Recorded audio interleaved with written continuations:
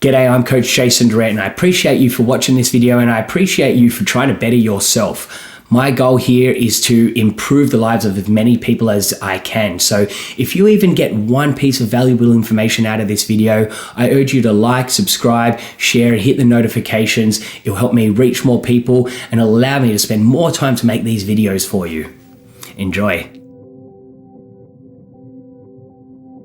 You can be smart, you can be talented, you can be naturally gifted, but are you hungry enough? Hunger is the same thing that takes us from pretty good to amazing. It's the force that transforms a mere startup into a successful business. Have you started a bunch of side hustles and only to see none of them to materialize into success? Thomas Edison once said, "One of the great sadnesses in life is that people aren't even aware of how close they were to success before they gave up." Let me share a personal story. There was a time when I lost my business. I'd accumulated debt and I was going through a divorce as a result of all of that. Despite the setbacks, there was no way I wasn't going to be successful. I wasn't going home with my tail between my legs. So I reached out to a friend who owned a fitness studio, and coincidentally, he was looking for a manager all the way over in the US. I took the opportunity. In order to make it happen, I had to lose my passport because I was living there illegally for a year, and it was the only way I could leave the country. I left my dogs with a family in Spain because I couldn't afford to bring them over with me. I even slept in a living room for 3 months because I couldn't afford rent, and I was earning about $3,000 a month for 60-hour work weeks. For 5 years, I worked 7 days a week with only about 10 days off in total. And how many of you complain about a weekend not being long enough or needing a third 2-week holiday in the year? I paid staff twice as much as I earned who couldn't step up when needed. I've seen managers who were willing to shut down business for a morning because their staff member called in sick on their family day. I ended up driving an hour to that location to run the gym myself just because they wanted to sleep in and eat pancakes. Those individuals will perpetually trade hours for dollars because they're not hungry enough. They're willing to settle for the scraps their whole life rather than hold out and get that fine cut of steak.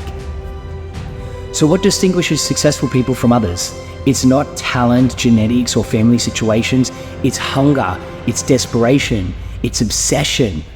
Think back to those kids at school who were weirdly obsessed with different things. The maths geeks, the kid who was always in the music room with their guitar, and the kids that would just read all the time. While the rest of the kids were out going out and having fun, talking crap about these weirdos, they were becoming extremely good at something. These are the ones thriving today, the Elon Musks, the Justin Biebers. See, we created this bad association with the word obsessed like it's dangerous or something, but that's only if we channel it into the wrong thing. You have people obsessed with drugs, you have people obsessed with alcohol, but you also have the people that are obsessed with learning and with growing. Your ability to get as close as you can towards your goals and to spend all of your time towards something that you actually enjoy. Now that is true success. Think about times when we've been hungry. No, not just hungry, we've been starving. The things you would do just to find something to eat.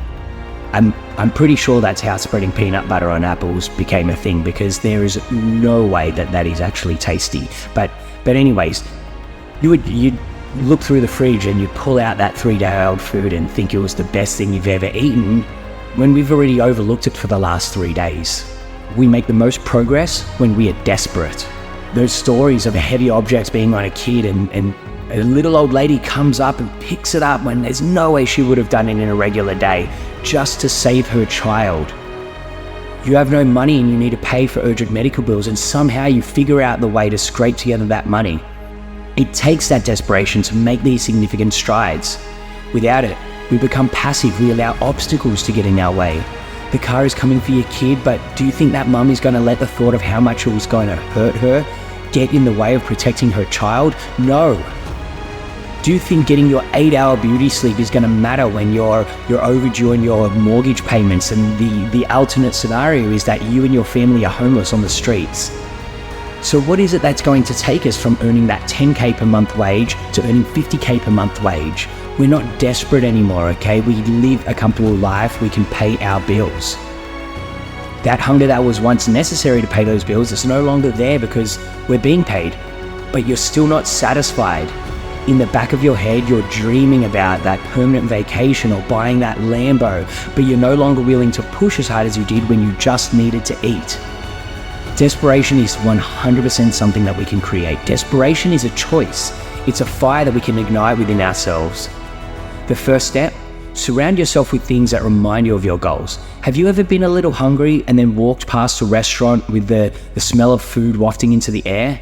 And then all of a sudden you've gone from a little bit hungry to starving? What is that thing for you? Visualize the thing that you want and visualize it every single day, living the life that you want to live. Drive through those upscale neighborhoods, stroll through those designer stores, visit that Porsche dealership. Immerse yourself in what you want until it becomes an obsession. Repetition is everything. Visualize and see these things every single day. Next, who is in your tribe? Surround yourself with people who are just as obsessed as you. You don't have to discard friends that don't follow the same journey, but we keep different friends for different reasons. Join forums and mastermind groups. Your circle influences your mindset. You become the average of the closest 5 people around you, so choose them wisely. There is no surprise that all of the best soccer players are in Europe, and even the best that come out of Australia, the US, they're always mediocre in comparison. The standard is higher, the competition is greater, and the potential gain is way more significant. Listen to those who have what you want, the people who have already done it and lived the life that you want. Now, this might sound self-malevolent, but sometimes you need a reminder of what you lack and how desperate you are to fill that void. Finally, take immediate action. 2 of the greatest motivators are seeing progress and the fear of failure. You create a product, you learn some sales strategies and you sell that product. You think about how amazing that feels and that you did those things and it worked. Or if you implement that strategy and it fails and it hurts, it fucking sucks, so you do anything not to feel that way again. You make the adjustments, you get it right, and you think about how fantastic that feels.